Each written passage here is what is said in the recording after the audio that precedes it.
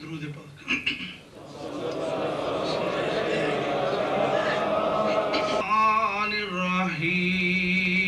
الرحیم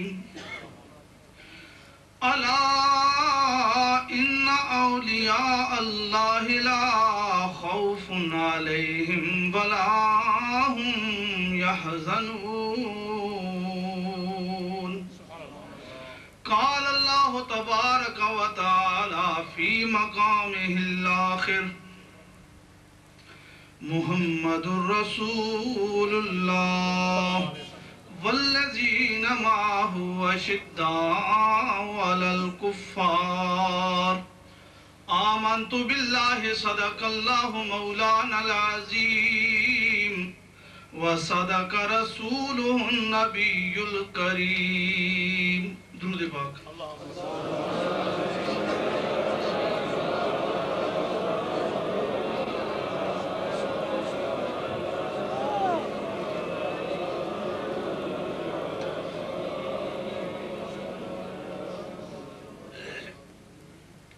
سامعین گرامی، صرف محبت کے لیے وہی شعر جو میں پہلے بھی پڑھتا ہوں آپ سے پڑھاؤں گا۔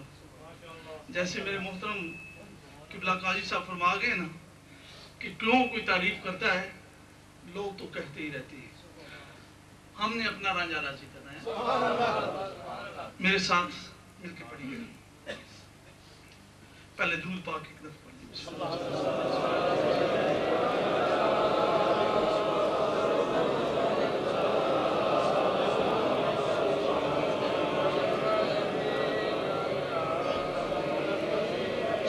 السلام علیکم یا سیدی یا رسول اللہ وعلا آلک و اصحابک یا سیدی یا رحمت للعالمین الصلاة والسلام علیک یا سیدی یا رسول اللہ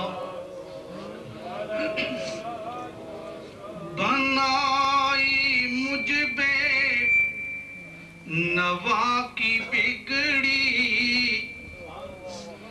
بنائی مجھ بے نوا کی بگڑی نصیب میرا جگا دیا۔ سارے محبت سے مل کے پڑھیے۔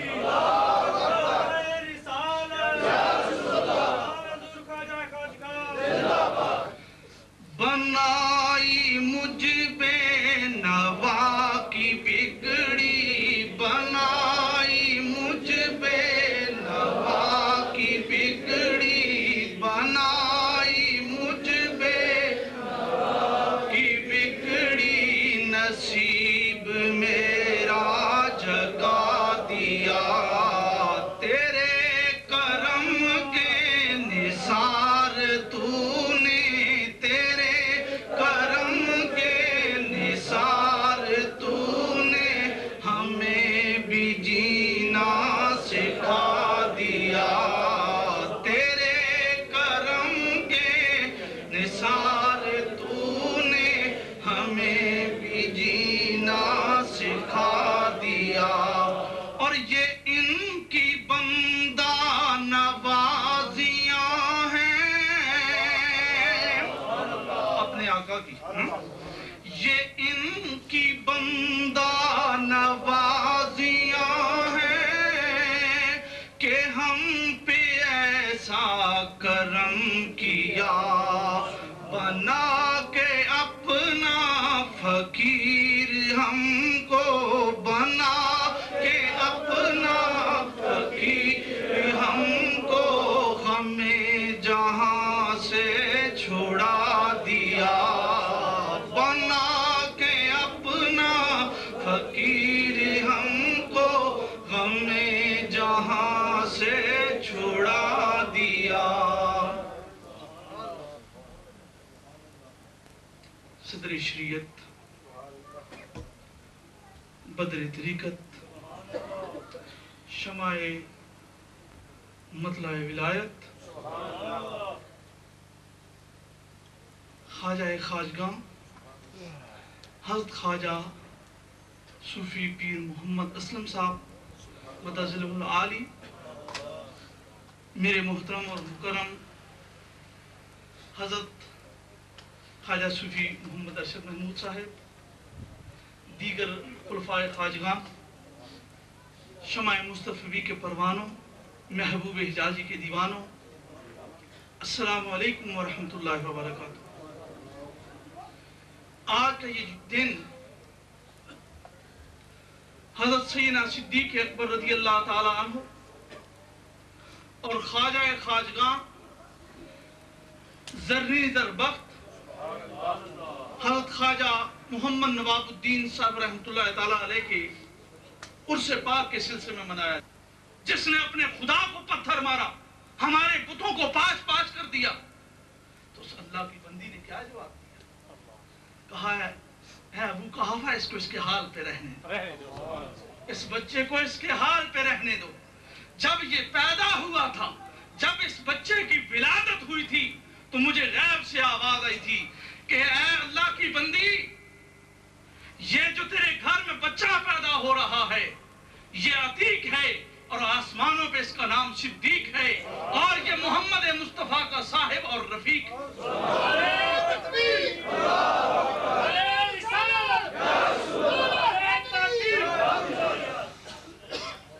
آپ تو بڑے خوش قسمت ہیں کہ جن کی نسبت اس خانوادہ نقش بندیہ کے ساتھ ہے، اور یہ سلسلہ اسی خواجہ تک پہنچ رہا ہے جو سب خواجوں کا خواجہ ہے۔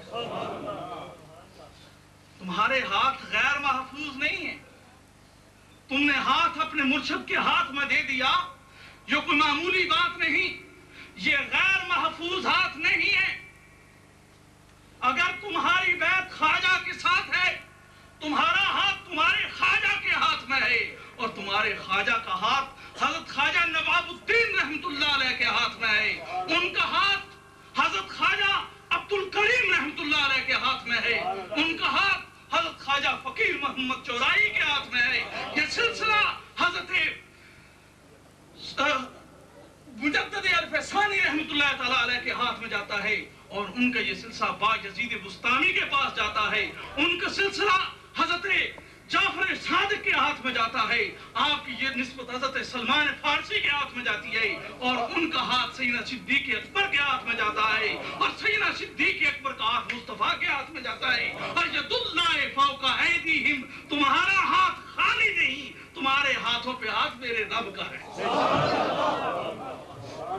تو سامعین گرامی، یہ جلسہ ہے صدیق اکبر کی شان کا، اور ان سے منسلک، ان سے منسوب حضرت خواجہ خواجگان،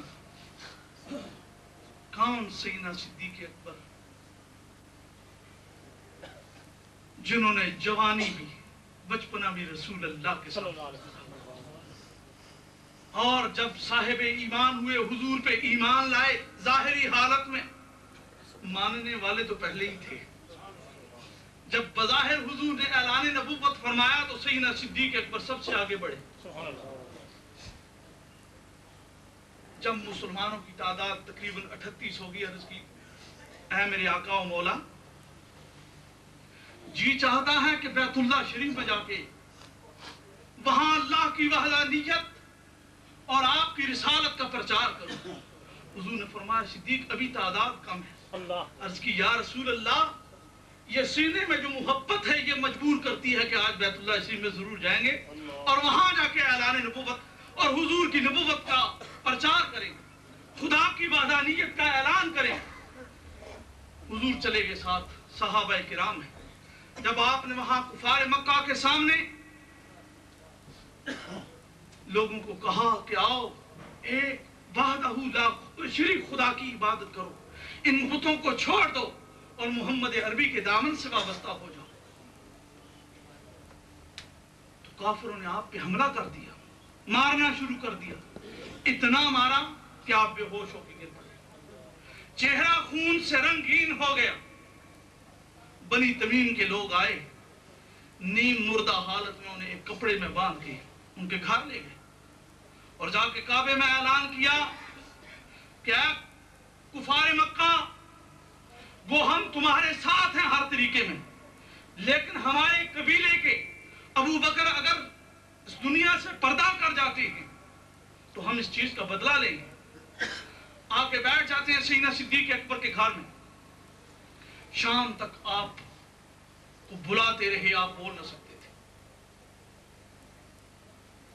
بنی تمیم کے سب لوگ بیٹھے ہیں کہ کیا حالت ہوتی ہے ابو بکر صدیق رضی اللہ تعالیٰ کی.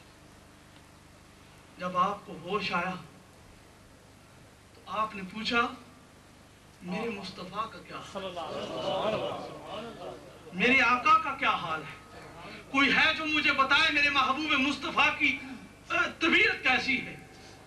تو وہ بنی تمیم کے جو لوگ تھے انہوں نے شور مچانا شروع کر دیا کہ اے ابو بکر, ہم تو تیری ہمدردی لے کے آئے تھے اور تو اب بھی محمد عربی کو پکار رہا ہے.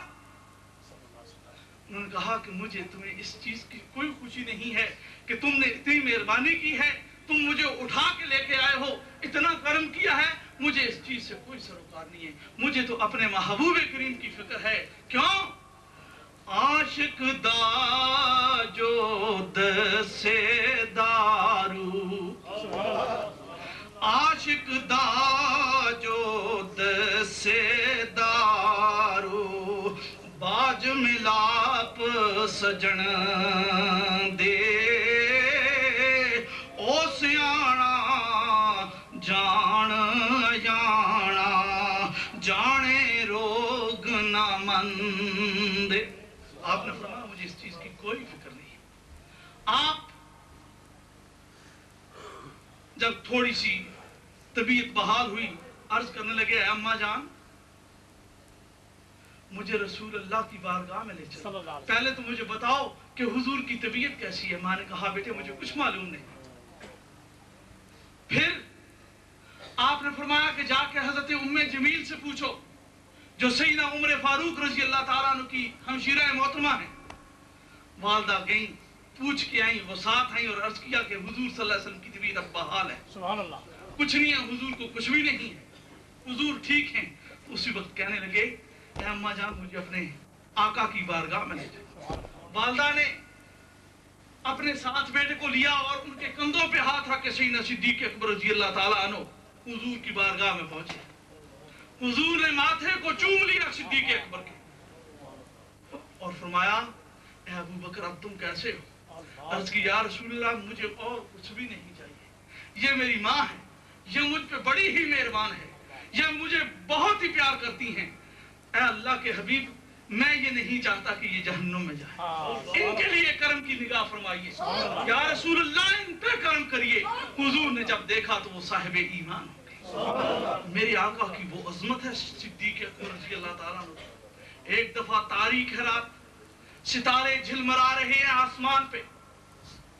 حضور صلی اللہ علیہ وسلم حضرت عائشہ صدیقہ رضی اللہ تعالیٰ عنہ کی گود میں سر رکھ کے آرام فرما رہی ہیں. حضرت عائشہ نے حضور کو مہربان پا کے عرض کیا اے کالی کملی والے مصطفیٰ, یہ جو آسمان کے ستارے ہیں کسی انسان کی اتنی بڑی نیکیاں بھی ہیں؟ اللہ اللہ. سوال تو ایسا ہے اسی سے یہ سوال کیا جا سکتا ہے کہ آسمان کے ستارے جتنے ہیں جو غیب کا علم جانتا ہو. حضرت عائشہ صدیقہ کا یہ ایمان تھا کہ حضور کو خدا نے سارے علوم عطا کیے. حضور نے فرمایا ہاں عائشہ. عرض کیا یا رسول اللہ وہ کون خوش بخت ہے؟ حضور نے فرمایا وہ عمر فاروق ہے. تو خوشی ہوئی, عرض کرنے لگی اے اللہ کے محبوب این حسنات ابی, میرے ابا حضور کی وہ نیکیاں کہاں, میرے والد محترم کی نیکیاں کہاں ہیں جنہوں نے ساری زندگی اللہ اور اس کے رسول کی خاطر گزاری. فرمایا اے